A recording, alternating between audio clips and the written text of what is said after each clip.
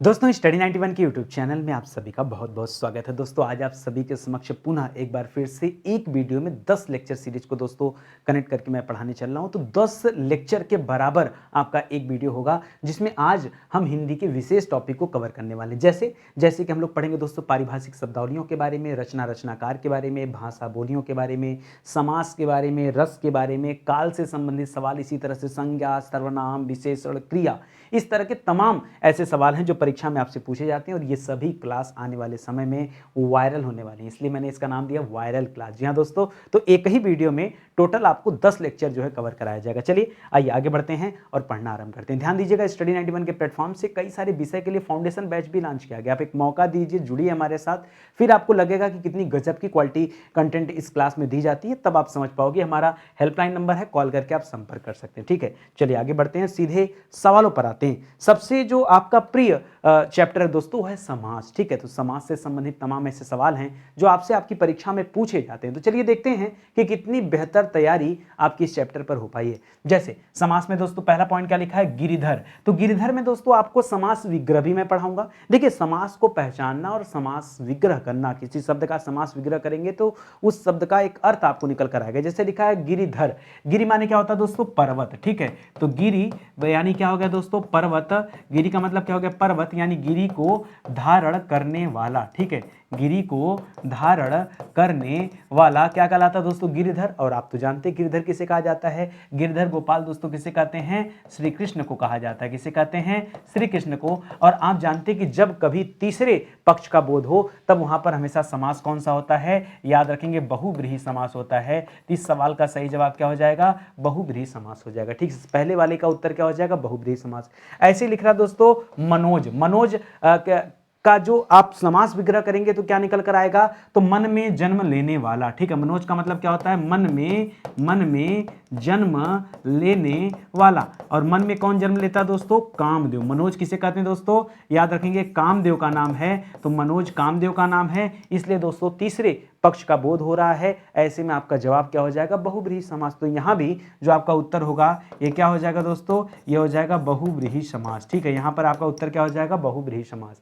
ऐसे तीसरा सवाल देखिए, लिख रहा दोस्तों राष्ट्रपिता। क्या लिखा है, राष्ट्रपिता में आपको बताना है, तो राष्ट्र का पिता है जो। ठीक है, राष्ट्र का पिता है जो। ठीक है, तो दोस्तों यहां पर क्या हो जाएगा, यहां पर हो जाएगा संबंध तत्पुरुष। क्या हो जाएगा, संबंध तत्पुरुष। क्यों संबंध तत्पुरुष दोस्तों, क्योंकि बताया जा रहा है कि पिता किसका है, राष्ट्र का पिता है। यहां संबंध को दर्शाया जा रहा है, इसलिए आपका उत्तर क्या हो जाएगा, संबंध तत्पुरुष हो जाएगा। देखिए, कठिन कुछ भी नहीं होता, जब तक आप प्रैक्टिस नहीं करते, जब तक आप सवालों को समझ नहीं जाते, तभी तक चीजें कठिन लगती। जिस दिन से आपने समझना आरंभ कर दिया फिर सब कुछ आसान लगेगा। ठीक है, जैसे लिखा है दोस्तों प्रभु दयाल, तो याद रखेगा दया, प्रभु जो दया। अब देखिए, कभी कभी जब इसका आप ऐसे पढ़ेंगे तो यहाँ कर्मधारय समास आएगा, लेकिन दोस्तों मैं आपको ये समझाना चाह रहा हूं कि जब इसका आप समास विग्रह करेंगे तो दो अलग अलग तरीके से समास विग्रह हो सकता है। ये बच्चों के अपने सोचने के ऊपर है। जैसे किसी बच्चे ने कहा कि दयालु है जो प्रभु। ठीक है, किसी बच्चे ने कहा दयालु है जो प्रभु, या किसी बच्चे ने कह दिया कि ऐसे प्रभु है दयालु जो। तो दोस्तों ऐसे अलग अलग बोल सकते हैं ना, प्रभु है दयालु जो या दयालु है जो प्रभु। तो दोस्तों आप कुछ भी लिख दिया आपने। मान लीजिए मैं किसी एक बच्चे का ले रहा हूं कि बच्चे ने कहा कि प्रभु है दयालु जो। ठीक है, प्रभु है दयालु जो सर, ये या फिर दयालु है जो प्रभु। तो दोस्तों बात एक ही है, और इन दोनों में उत्तर क्या हो जाएगा दोस्तों, कर्मधारय समास। क्या हो जाएगा, कर्मधारय। क्यों होगा दोस्तों, याद रखेंगे इसलिए कि दोस्तों जब कभी कहीं तारीफ वाले सवाल आ जाएं, कभी विशेषण विशेष एक साथ दिखने लगे, तब दोस्तों वहां पर हमेशा उत्तर क्या होता है, कर्मधारय होता है। जैसे राम दीन लिख लिया ना, तो याद रखेगा राम है दीन जो। ठीक है, दीन है राम जो। ठीक है, अब देखिए यहां थोड़ा सा आपको समझना पड़ेगा, लास्ट वाले को पहले लिखिएगा। ठीक है, दीन है राम जो। ठीक है, दीन है राम जो। ठीक है, तो याद रखेंगे यहां भी क्या हो जाएगा दोस्तों, आपका कर्मधारय समास ही होगा। ठीक है, इसी तरह से चंद्र कमल आता है। ठीक है, चंद्र कमल आता है।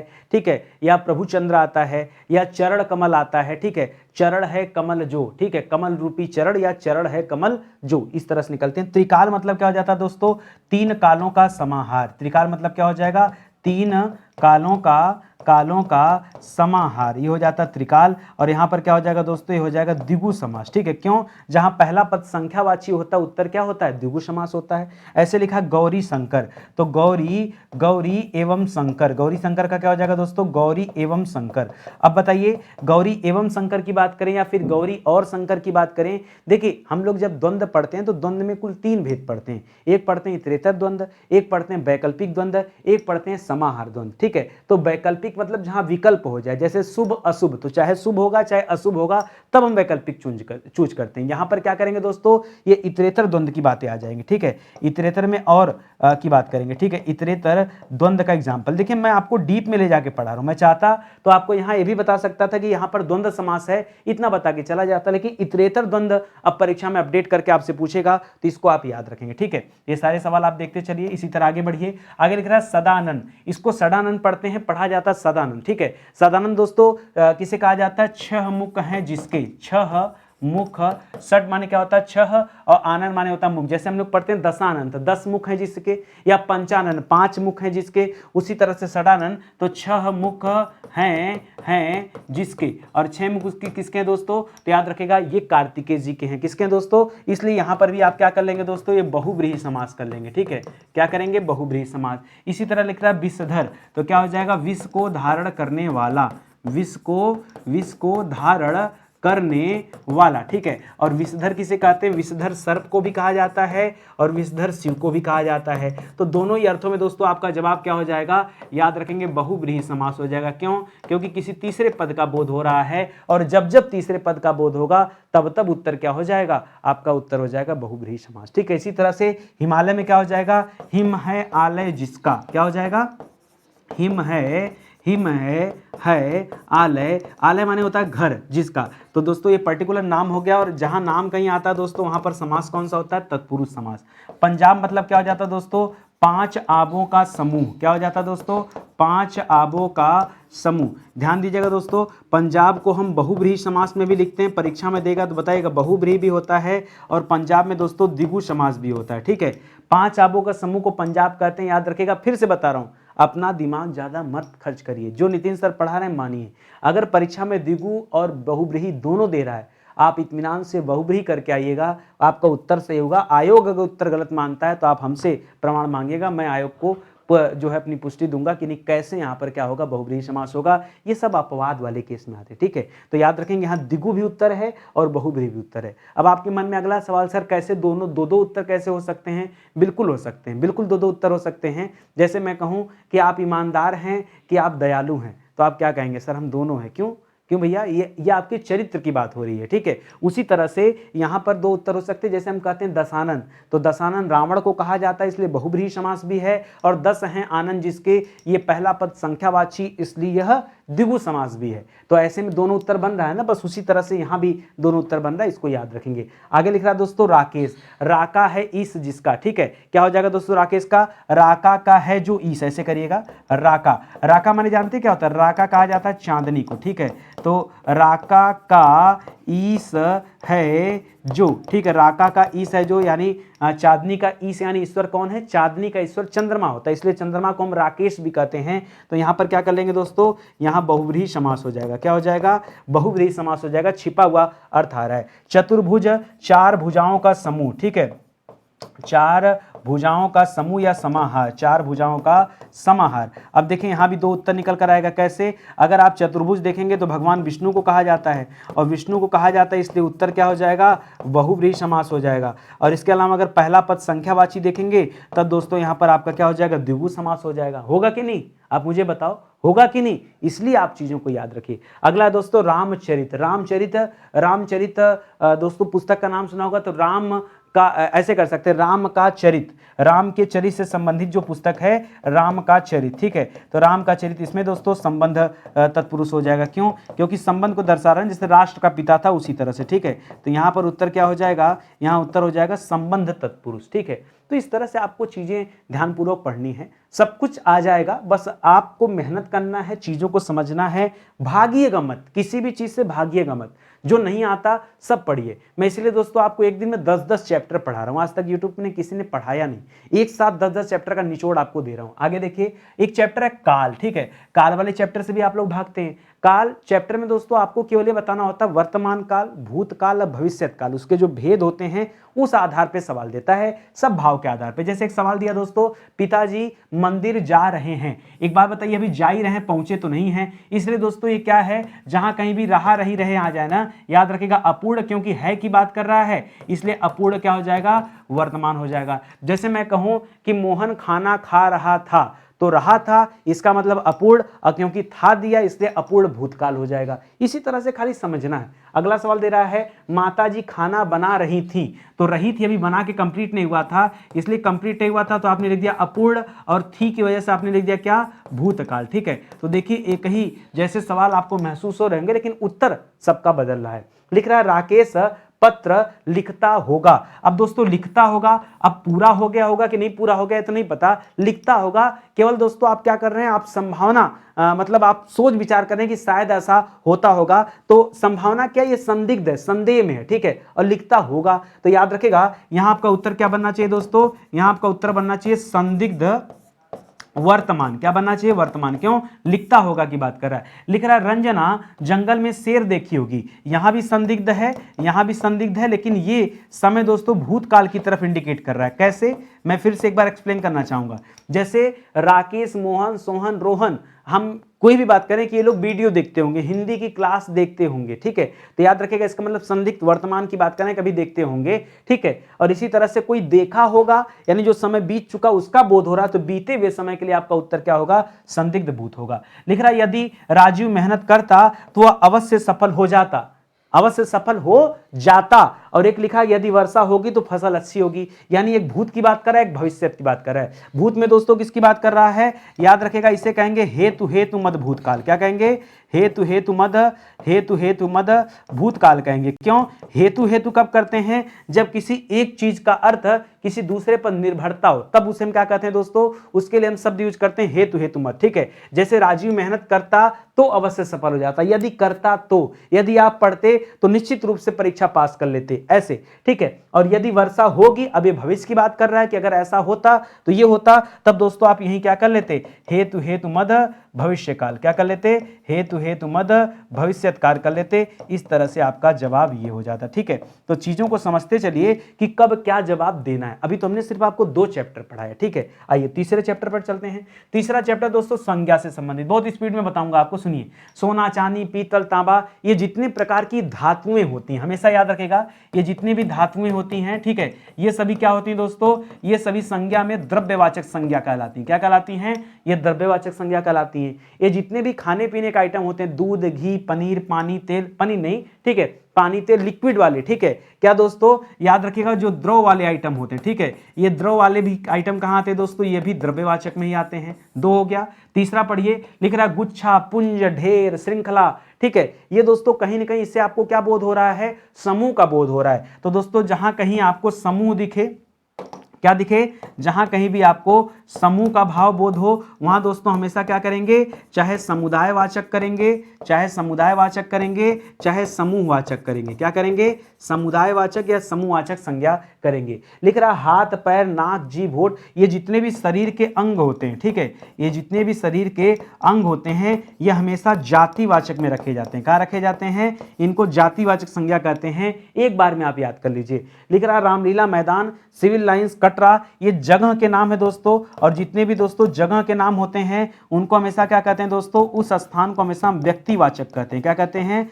उसे व्यक्तिवाचक कहते हैं। लिख रहा है रामायण, गीता, बाइबिल, दोस्तों ये जितने भी किताबें हैं, किताबों के नाम हमेशा क्या कहलाते हैं दोस्तों, किताबों के नाम, ठीक है, किताबों के नाम क्या कहलाते हैं, ये भी हमेशा व्यक्तिवाचक कहे जाते। क्यों, क्योंकि आपने नाम ले लिया। अगर आप नाम नहीं लेते हैं, खाली कहते हैं किताब, तो तो किताब में क्या है दोस्तों, जातिवाचक। अब किताब में अगर नाम ले लिया आपने, तब दोस्तों पर्टिकुलर किसी किताब का नाम ले लिया, तब वो क्या हो जाएगा, तब वो आपका उत्तर वहां चेंज हो जाएगा और तब उसे आप क्या कहेंगे, याद रखेंगे, व्यक्तिवाचक कहेंगे। इसको आप ध्यान में रखेंगे, ठीक है। आ गया समझ में, आगे बढ़िए। सर्वनाम, सर्वनाम में देखते हैं दोस्तों, लिख रहा है मैं यह कार्य मैं स्वयं कर लूंगा। मैंने बताया था जहां कहीं स्वयं शब्द का जो है प्रयोग करे, स्वयं मतलब क्या होता है, अपना, ठीक है। तब दोस्तों आपको अपना उत्तर क्या देना, हमेशा ये निजवाचक सर्वनाम है। कैसा सर्वनाम है, यह निजवाचक सर्वनाम का भेद माना जाता है, कहीं भी स्वयं मिल जाए, ठीक है। जैसे लिख दिया अगला सवाल, कोई दरवाजे पर खड़ा है। अब कौन खड़ा, इसके बारे में तो आप जानते नहीं है, ठीक है। अब कोई खड़ा है, तो कोई मतलब क्या, ये तो निश्चित है नहीं, यह अनिश्चित है, इसीलिए इसे आप क्या कहेंगे दोस्तों, आप इसे कहेंगे अनिश्चयवाचक सर्वनाम। क्या कहेंगे, इसे आप कहेंगे अनिश्चयवाचक सर्वनाम कहेंगे। कोई दरवाजे पर खड़ा है, आपको नहीं पता, अगर आपको पता चल जाए कि मोहन खड़ा है, तब तो मोहन, सोहन, रोहन ये क्या हो जाएंगे, ये आपके व्यक्तिवाचक हो जाएंगे, ठीक है, और संज्ञा में आ जाएंगे। यह मेरी किताब है, ठीक है। जब आप किसी चीज की तरफ इंडिकेट करते हैं कि यह मेरी किताब है, यह मेरा घर है, यह मेरा दोस्त है, मेरे पिताजी हैं, ये मेरी कलम है, मेरी कॉपी है, मेरा कैमरा है, मेरी मोबाइल है, तब दोस्तों आप निश्चितता का बोध कराते हैं कि वह चीज क्या है, निश्चित रूप से दिखाते हैं, इंडिकेट करते हैं, तब उसे निश्चय बोध, निश्चयवाचक कहेंगे। क्या कहेंगे, इसे निश्चयवाचक सर्वनाम के नाम से जाना जाता है, ठीक है। इसी तरह जिसको आपने बुलाया था वह आया है, ठीक है। तो एक दूसरे से दोस्तों संबंध को दर्शा रहा है, इसलिए इसे क्या कहेंगे, इसे संबंधवाचक या संबंध बोधक सर्वनाम कहा जाता है। तुम विद्यालय कब जाओगे, प्रश्न पूछा जा रहा है दोस्तों, इसलिए यहां पर क्या हो जाएगा, यह प्रश्नवाचक सर्वनाम का एग्जाम्पल हो जाएगा। मैंने कार खरीदी, तो दोस्तों मैंने का तात्पर्य भी स्वयं से है, इसलिए छिपा हुआ अर्थ है, भाव पकड़िए, यहां भी क्या हो जाएगा आपका, यह निजवाचक सर्वनाम हो जाएगा, ठीक है। तो एक एक सवाल हमको करने हैं, समझने, परीक्षा में ऐसे ही सवाल आते हैं। अंतर बस ये है, मैं आपको कोई ऑप्शन नहीं दे रहा हूं, परीक्षा में आपके सामने 4 ऑप्शन होते हैं। हम कह रहे हैं 4 ऑप्शन में 3 ऑप्शन तो गलत ही होगा ना, तो गलत ऑप्शन को क्यों पढ़ना, आप हमेशा सही ऑप्शन पे फोकस करिए, ठीक है। तो ये चीजें आपको समझ में आ गई, ये सर्वनाम के चैप्टर हैं। आगे बढ़िए, अब दोस्तों हम लोग विशेषण के चैप्टर को देख लेते हैं। विशेषण किसे कहते हैं दोस्तों, याद रखेंगे, जो संज्ञा सर्वनाम की विशेषता बताए, जो संज्ञा एवं सर्वनाम की विशेषता बताए, जो संज्ञा एवं सर्वनाम की विशेषता बताए, उसे क्या कहते हैं, उसे विशेषण कहते हैं। अब कैसे, जरा ये देखिए, लिख रहा मैदान में कुछ छात्र खेल रहे हैं। अब कितने छात्र खेल रहे हैं ये आपको पता नहीं, इसीलिए दोस्तों यहां पर क्या कर लेंगे दोस्तों, यहां अनिश्चय संख्यावाचक नाम देंगे। क्या कहेंगे, अनिश्चय संख्यावाचक, ठीक है। अनिश्चय संख्यावाचक विशेषण नाम दीजिए, इतना लंबा चौड़ा नाम है, क्यों, संख्या नहीं निश्चित कर पा रहे। अगर बोल देता कि 20 छात्र खेल रहे हैं, 50 छात्र खेल रहे हैं, तब बात कुछ और हो जाती है, अभी तो बोल ही नहीं रहा है। अगला सवाल देखिए, लिख रहा है पिताजी ने 5 किलो आम खरीदा, ठीक है, 5 किलो आम खरीदा दोस्तों, तो दोस्तों ये तो निश्चय कर दिया यहाँ पर, ठीक है। अब मुद्दा आता है सर, निश्चय संख्यावाचक करें या परिमाणवाचक करें, तो याद रखेगा जब कहीं दोस्तों संख्या का बोध होना, तब उसे क्या करेंगे आप, निश्चय संख्यावाचक करेगा। परिमाणवाचक हमेशा माप तौल में किया जाता है, ठीक है। जैसे ग्वाला 5 लीटर दूध घर पर दे गया, ठीक है, तो याद रखेगा यहां पर क्या होगा, फिक्स है ना, तो यहां पर क्या करेंगे दोस्तों, निश्चय परिमाणवाचक, क्या करेंगे दोस्तों, निश्चय परिमाणवाचक करेंगे। मान लीजिए एक सवाल आ गया कि मैं थोड़ी सी तहरी खाऊंगा, अब थोड़ी सी खाऊंगा कितना पता नहीं है, इसलिए दोस्तों यहां पर क्या कर लेंगे, यहां कर लेंगे अनिश्चय परिमाणवाचक। क्या करेंगे, अनिश्चय परिमाणवाचक, ये आपका जवाब हो जाएगा, ठीक है। लिख रहा है सैकड़ों लोग मारे गए, सैकड़ों का मतलब क्या है दोस्तों, अब हजारों भी हो सकते हैं, सैकड़ों भी हो सकते हैं, लाखों भी हो सकते हैं, लेकिन सैकड़े में कितने सैकड़े, तो ये आपको दोस्तों पता नहीं। ऐसे में दोस्तों आप क्या करेंगे, सिंपल सी बात है, अनिश्चित है। अगर लिख देता कि 200 लोग मारे गए, 500 लोग मारे गए, तब दोस्तों निश्चयवाचक हो जाता। तो अनिश्चय संख्यावाचक आप इसे नाम देंगे, अनिश्चय संख्यावाचक आप इसे नाम देंगे, ये आप याद रखेंगे। समझ में आ गया ना आपको अच्छे से, कहीं कोई डाउट हो रहा हो तो बताइए मुझे, एकदम एग्जैक्ट ना। चलिए आगे बढ़ते हैं, ध्यान दीजिएगा दोस्तों, ये सारे सवाल मैं पढ़ा कहां से रहा हूं, कई सारे बच्चों के मन में सवाल होता है, आप एक मौका दीजिए, आप हमारी अपनी हिंदी की किताब खरीदिए दोस्तों, और ऐसी तमाम परीक्षाओं के लिए बहुत सारी किताबें हमारी टीम ने बनाया है, आप एक मौका दीजिए, लीजिए। ये किताबें आपको स्टडी 91 के वेबसाइट और एप्लीकेशन से मिल जाएंगी, ठीक है। ये हमारा हेल्पलाइन नंबर है, कॉल करके आप संपर्क कर सकते हैं। चलिए आगे बढ़ते हैं, सीधे सवालों पर आते हैं। आज सवाल दे रहा दोस्तों अगला क्रिया चैप्टर से, ठीक है। क्रिया किसे कहते हैं दोस्तों? वर्ब इज एन एक्शन, ठीक है। जो कुछ भी कार्य हो रहा होता है उसे क्रिया कहते हैं। इसे मैं पढ़ा रहा हूं, ये क्रिया है। आप देख रहे हैं, ये भी क्रिया है। कोई बच्चा सुन रहा है, ये भी क्रिया है। कोई बच्चा जो है मोबाइल चला रहा है, ये भी क्रिया है। कोई सो रहा है, वो भी क्रिया है। कोई बैठा है, वो भी क्रिया है। तो कर्ता के द्वारा जो कुछ किया जाता है वही क्या है? क्रिया। कोई आपसे पूछे एक लाइन में कि क्रिया क्या है, तो क्या करेंगे? कर्ता के द्वारा जो कुछ किया जाए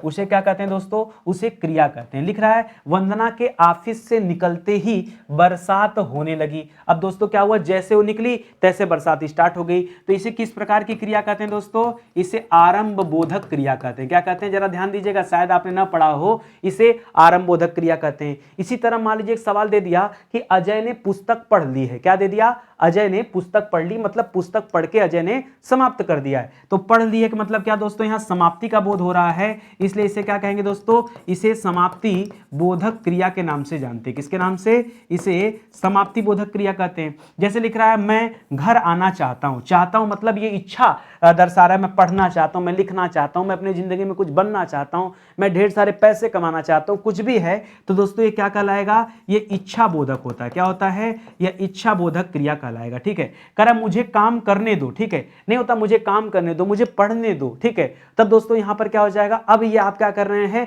आप किसी से परमिशन मांग रहे हैं या फिर आप अनुमति मांग रहे हैं कि भैया ये काम हमको करने दीजिए, हम कुछ करना चाहते हैं जीवन में। तब इसे आप क्या कहेंगे? इसे आप कहेंगे अनुमति बोधक। क्या कहेंगे इसे आप कहेंगे अनुमति बोधक, ठीक है। इसी तरह से दे दिया, मान लीजिए नदी बह रही है। क्या कह सकते हैं? कंटिन्यूटी है ना। नदी बह रही है, पंखे चल रहे हैं, हृदय की धड़कन चल रही, धक धक धक धक, बंद हो रही क्या? नहीं। तो याद रखेगा ये नित्यता बोधक होता है। क्या होता है?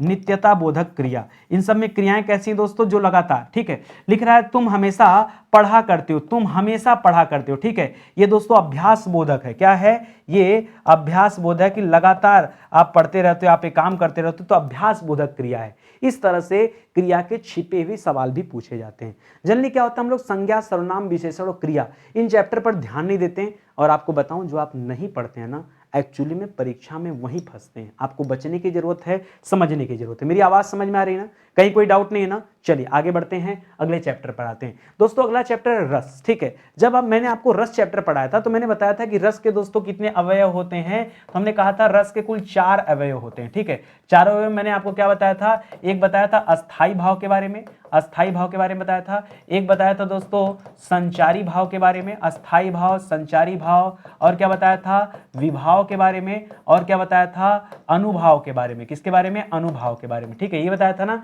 ये 4 पॉइंट थे। जब दोस्तों आप और आगे बढ़ते हैं तो आप पढ़ते हैं कि अनुभाव जो होता है वो पुनः कितने प्रकार का होता है? 4 प्रकार का होता है। अनुभाव के कितने भेद होते हैं दोस्तों? 4 भेद होते हैं। तो 4 में से आप देखिए, पहला भेद होता है कायिक अनुभाव, ठीक है। दूसरा भेद होता है कायिक के बाद वाचिक अनुभाव, कायिक वाचिक, ठीक है। तीसरा होता है दोस्तों सात्विक अनुभाव। क्या होता है? सात्विक अनुभाव। चौथा होता है दोस्तों आहार्य अनुभाव। क्या होता है? आहार्य। अब इसमें से जब सात्विक अनुभाव आप पढ़ते हैं तो सात्विक अनुभाव के पुनः 8 भेद होते हैं। किसके दोस्तों? सात्विक वाले के। सात्विक के कितने भेद होते हैं दोस्तों? 8 भेद होते हैं। और उसी 8 भेद को हम पढ़ने चल रहे हैं। तो याद रखिएगा, 1 number, 2 number, 3 number, 4 number, 5 number, 6 number, 7 number और 8 नंबर। ये 8 प्रकार होते हैं, ठीक है। अब देखिए, अब आप कहेंगे सर ये बड़ा डिफिकल्ट है। डिफिकल्ट बिल्कुल नहीं है। मैं कुछ भी नया नहीं लिखने वाला हूं, आपको सब कुछ पता है। बस खाली मेरे बताने का टेक्निक आप ध्यान दीजिएगा। आपको लगेगा कि चैप्टर सच में हमने कभी पढ़ा नहीं था, लेकिन हमें आता है चैप्टर। जैसे मैं कहूं, मान लीजिए कोई परिघटना आपके साथ घटी, ठीक है। घटना मतलब क्या? घटना मतलब हो सकता है कोई आनंद वाली बात सुनने को मिल जाए, हो सकता है आपके यहां पर कहीं शोक वाली बात मिल जाए, कुछ इस तरह से कुछ भी घटना परिघटना बढ़ी। और मैंने कहा कि आप अस्तंभ हो गए। अस्तंभ मतलब क्या होता है दोस्तों?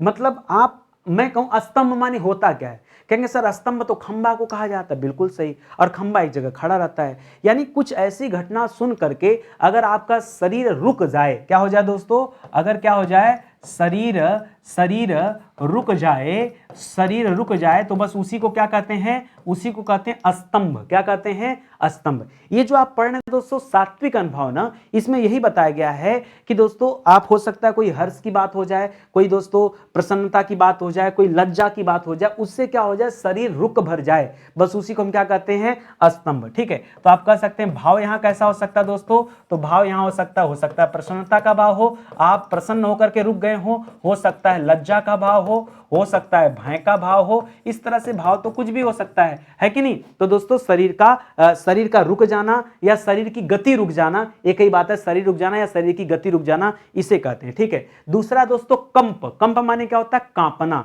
शरीर का कांप उठना। ठीक है, शरीर का कांप उठना। अच्छा एक बात मुझे बताओ, आपका शरीर कब कांप उठता है। अब दोस्तों अगर आप भाव यहां देखेंगे ना, तो ये कांपता कब है, जब आप कहीं से भयभीत हो जाएं, आपको कहीं से डर लगे, आप दोस्तों आप जो है कोई शोक वाली बात सुन ले, ठीक है, शोक वगैरह की बात, ठीक है, यानी दुखदाई बात अगर सुन ले, तब दोस्तों आपका शरीर क्या हो जाता है, कांप उठता है। या काम वासना में जब रहते हैं तब शरीर कांपने लगता है। ठीक है, ऐसे लिखा दोस्तों स्वरभंग। ठीक है, तो याद रखेगा मुंह से कुछ न निकलना, मुंह से स्वर न निकलना, न निकलना। ठीक है, मुंह से स्वर न निकलना। स्वर का तात्पर्य क्या, आ ई की बात नहीं कर रहा, स्वर मतलब आप कुछ बोल नहीं पा रहे हैं। ठीक है, ऐसा कब हो जाता है, होता है कई बार। ठीक है, आप भाव देखिए इसका, सबसे तो पहले जब आप कभी किसी को प्रपोज करते हैं तब आपका स्वर भंग हो जाता है।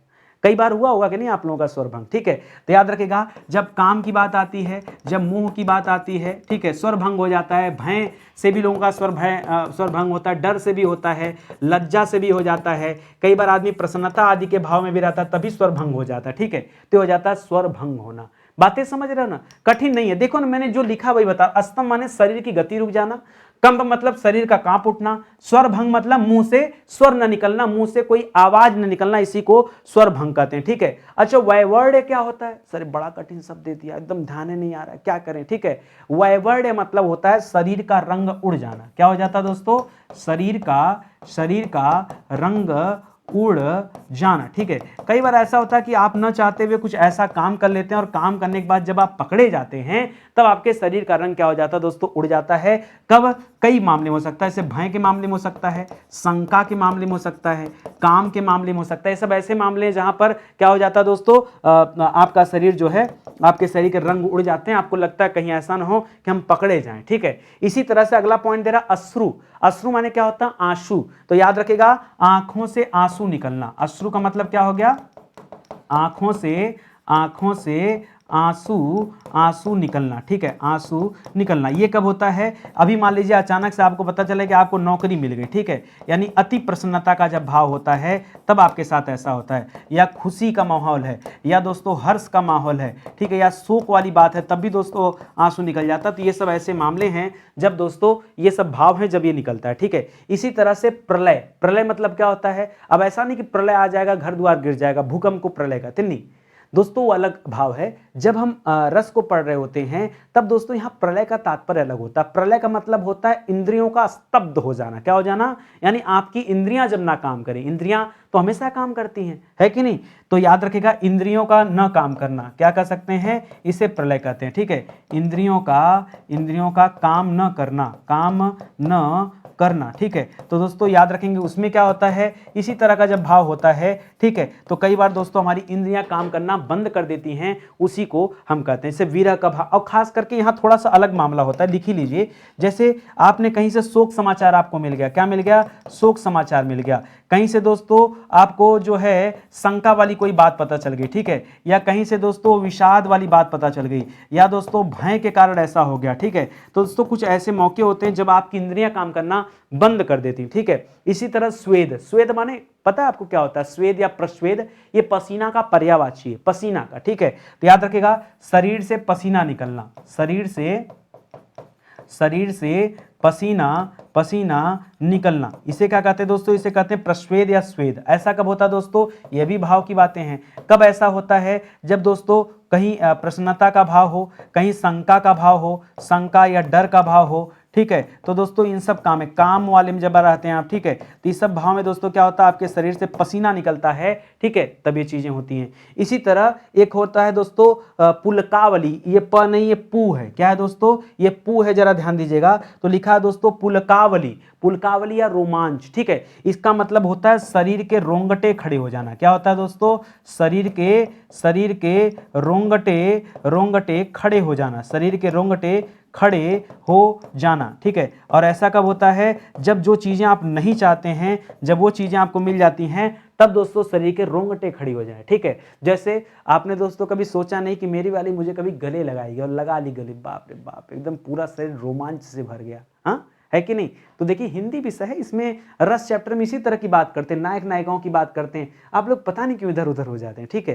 तो समझिए चीजों को। तो दोस्तों इसी को क्या कहते हैं, पुलकावली। ये सब दोस्तों सात्विक अनुभव में आप पढ़ते हैं, ये सारी चीजें होती हैं, इनको याद रखिएगा परीक्षा के लिए, ये भी इंपॉर्टेंट है। देखिए हर इस तरह की जितनी भी नई सीरीज में लेके आता हूं ना, हर सीरीज में मैं अपने हिसाब से कुछ आपको नया देना चाहता हूं, ठीक है, कुछ नई चीजें मिले, कुछ नया पढ़ें। हर चैप्टर में एक जैसा नहीं होता है, मैं बार बार इस तरह के जो 10 चैप्टर पढ़ाता हूं, हर बार कुछ ना कुछ आपको नया सिखाता हूं, ठीक है, हर बार कुछ नया। इसी तरह से देखिए आज परिभाषिक शब्दावलियों में से एक सेकंड रुकिए, ये लगता है माइक मेरा ना फिर से टूट जाएगा, बड़ी बुरी स्थिति माइक की है। इसमें से जो वायर निकला रहता है ना, यहाँ पे सामने टेबल है, इस टेबल में बार बार फंस जाता है, और उसके कारण मेरे 3-4 माइक जो है टूट चुके हैं।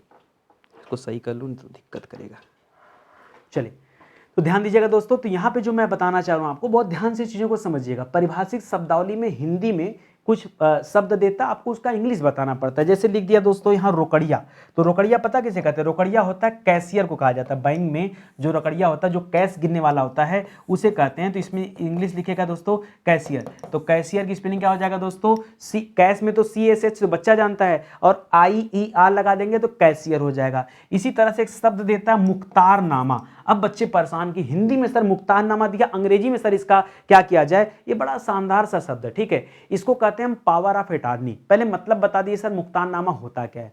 पावर ऑफ अटॉर्नी या मुख्तारनामा का मतलब होता है, मान लीजिए आपकी कहीं किसी राज्य में कोई संपत्ति है, आप किसी दूसरे राज्य में रहते हैं, आपने दोस्तों किसी दूसरे को संपत्ति सौंप दिया कि भैया इसको बेचवा देना, ठीक है। अब आपने उसको क्या दे दिया, पावर ऑफ अटॉर्नी दे दिया कि भैया आप बेच लीजिएगा, हमको बार बार यहाँ आना जाना ना पड़े। उसी के लिए होता है दोस्तों मुख्तारनामा। आप अपना कोई भी सामान किसी दूसरे के अधिकार क्षेत्र में जब रख देते हैं, उसी को मुख्तारनामा कहते हैं। इसी को इंग्लिश में कहते हैं पावर ऑफ अटॉर्नी। क्या कहते हैं दोस्तों, पावर ऑफ अटॉर्नी। इसी तरह से एक शब्द है दोस्तों अधिग्रहण। आपने सुना होगा कि सरकार ने हमारे जमीन का अधिग्रहण कर लिया है, मतलब उसे क्या कर लिया, उसका एक्विजिशन कर लिया, ठीक है। तो ACQUI एक्विजिशन ऐसे करिएगा, एक्विजिशन, ठीक है। तो अधिग्रहण करना हो जाता है। आचार संहिता को क्या कहते हैं दोस्तों, इसे कहते हैं कोड ऑफ कंडक्ट। क्या कहते हैं दोस्तों, कोड ऑफ कंडक्ट कहते हैं आचार संहिता को। स्थानापन्न किसे कहते हैं दोस्तों, स्थानापन्न कहते हैं सब्स्टिट्यूट को, ठीक है। जैसे नितिन सर का कोई सब्स्टिट्यूट आपको नहीं मिलेगा, इससे बेहतर कोई मिलेगा ही नहीं, तो याद रखिएगा सब्स्टिट्यूट करिएगा, सब लिखेगा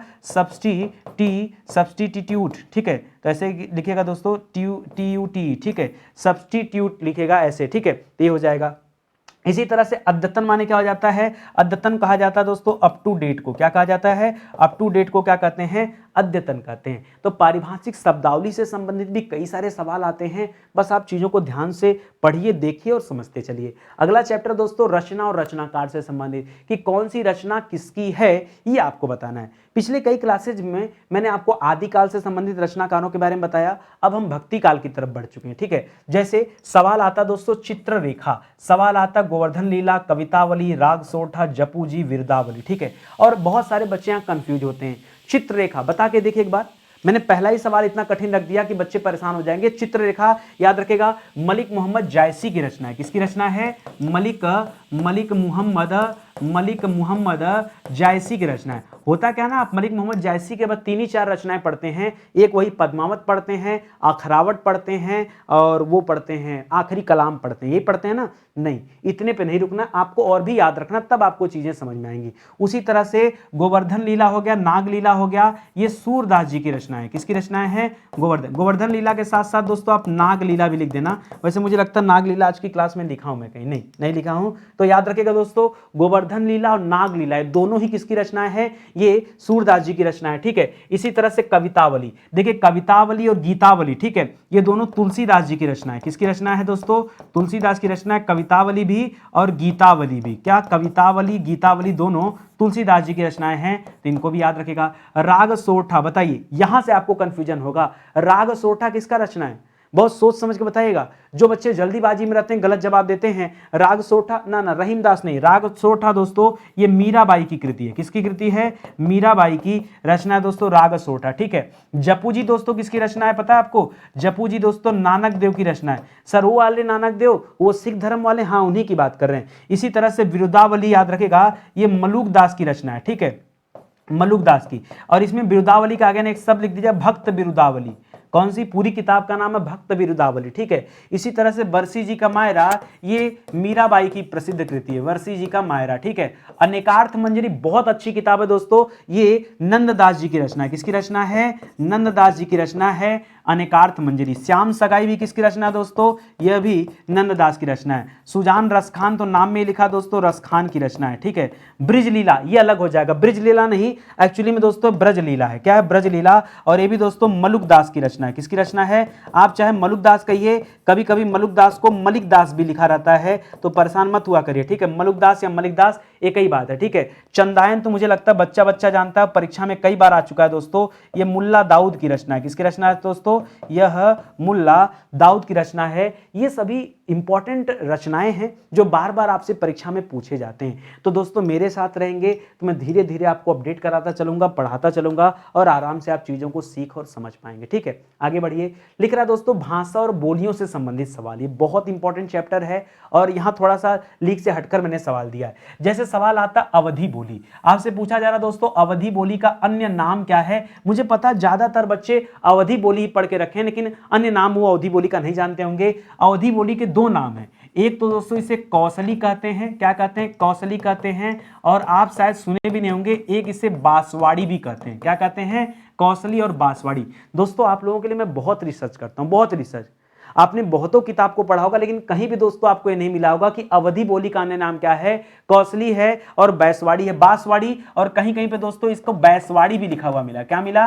बैसवाड़ी। तो एक बार आप इसको भी याद कर लीजिएगा, बांसवाड़ी, बैसवाड़ी और कौशली, ठीक है। हाँ, जो आप पढ़ते हैं दोस्तों कि इसका जन्म कहां से हुआ है, तो आप पढ़ते हैं दोस्तों इसका जन्म हुआ है अर्धमागधी से। कहां से जन्म हुआ दोस्तों? यह अर्धमागधी से इसका जन्म हुआ, यही पढ़ते हैं ना। तो ये वाली लाइन आपको याद होती है कि अर्धमागधी। और अर्धमागधी दोस्तों किसमें आती है? अर्धमागधी की पूर्वी हिंदी शाखा में दोस्तों इसे रखा जाता है। आप ये पढ़ते हैं। हम चाहते हैं कि आप दो लाइन और ज्यादा जानिए, इतना लाइन तो बच्चे भी जानते हैं, ये लाइन आपका कोई कॉम्पिटिटर नहीं जानता। जब आप अपने कॉम्पिटिटर से ज्यादा पढ़ेंगे तब जाकर के लगेगा कि नहीं आप कुछ नया पढ़ रहे हैं। चलिए आगे बढ़िए। अगला लिखा है दोस्तों दक्षिणी अवधि किसे कहा जाता है? आपने अवधि तो सुना, लेकिन दक्षिणी अवधि किसे कहा जाता है फिर बता दूं। यह भी अर्धमागधी के पूर्वी हिंदी शाखा के अंतर्गत ही आता है, लेकिन दक्षिणी हिंदी क्योंकि अवधि वाला क्षेत्र उत्तर में हो गया, दक्षिण में दोस्तों बघेली बोली जाती है। क्या बोली जाती है?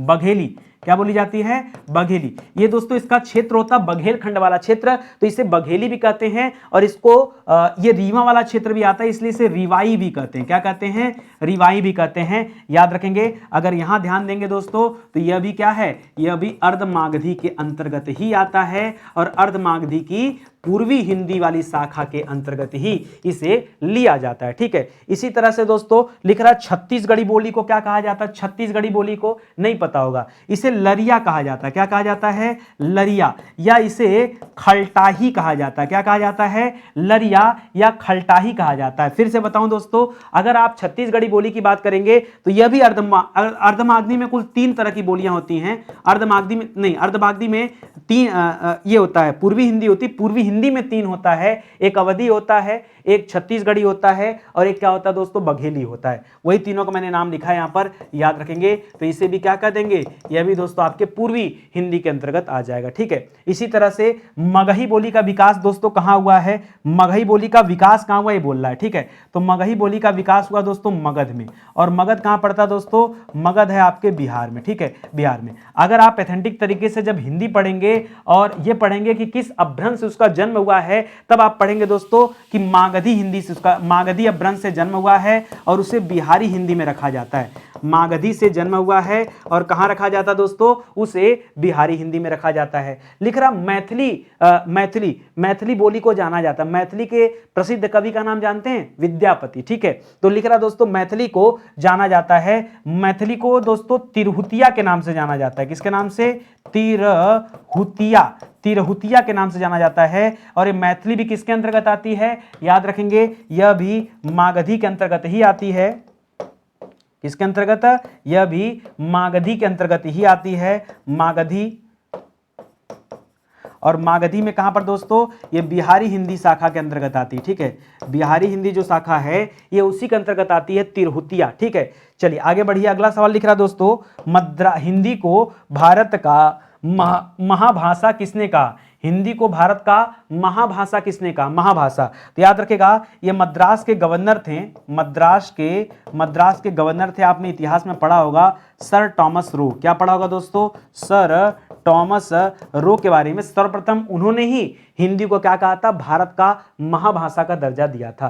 कह रहा किसने, अपभ्रंश को पुरानी हिंदी कहा है। ठीक है, किसको दोस्तों, अपभ्रंश को पुरानी हिंदी दोस्तों किसने कहा है, तो याद रखेगा नाम सुना होगा, जयपुर के रहने वाले थे चंद्रधर शर्मा गुलेरी। क्या नाम था दोस्तों, चंद्रधर शर्मा गुलेरी। ठीक है, चंद्रधर शर्मा गुलेरी को दोस्तों क्या कहा था, अपभ्रंश को पुरानी हिंदी कहा था। इस तरह से दोस्तों सवाल आपसे परीक्षा में पूछे जाते हैं, तो मन लगा के चीजों को पढ़ते रहिए, जुड़े रहिए स्टडी 91 के साथ। तो आपको लगेगा वाकई नितिन सर ने यहाँ बहुत मेहनत किया है और हमारा टाइम यूटिलाइज होता है। आपको कभी भी स्टडी 91 के प्लेटफॉर्म पर ऐसा नहीं महसूस होगा कि नहीं हमने अपना यहाँ समय दिया और हम यहाँ से बिना कुछ सीखे चले गए। ठीक है, हमेशा आपको कुछ सीखने के लिए नया मिलेगा। हमारी ई बुक्स भी आती हैं, हमारे कोर्सेज आते हैं, हमारी किताबें आती हैं। दोस्तों आपको क्वालिटी कंटेंट चेक करना, तो एक बार मौका जरूर दीजिए, हमारी किताबों को लीजिए, हमारे कोर्सेज को लीजिए, फिर आपको लगेगा कि नहीं नितिन सर का गाना बिल्कुल सही है, जबरदस्त क्लास होती है, लेकिन जब जुड़ेंगे तब आप पढ़ पाएंगे। ठीक है, तो चलिए आज का सेशन दोस्तों यही समाप्त होता है। मिलते हैं दोस्तों अगले लेक्चर में, और निवेदन आप सभी से रहेगा कि आप सभी अपना कमेंट जरूर करिएगा, आपके कमेंट का मैं इंतजार करता हूं, और लाइक भी वीडियो को करिएगा, हो सके तो वीडियो को शेयर भी कीजिएगा। ठीक है, बहुत बहुत धन्यवाद आपका। जय हिंद, जय Bharat, thank you so much.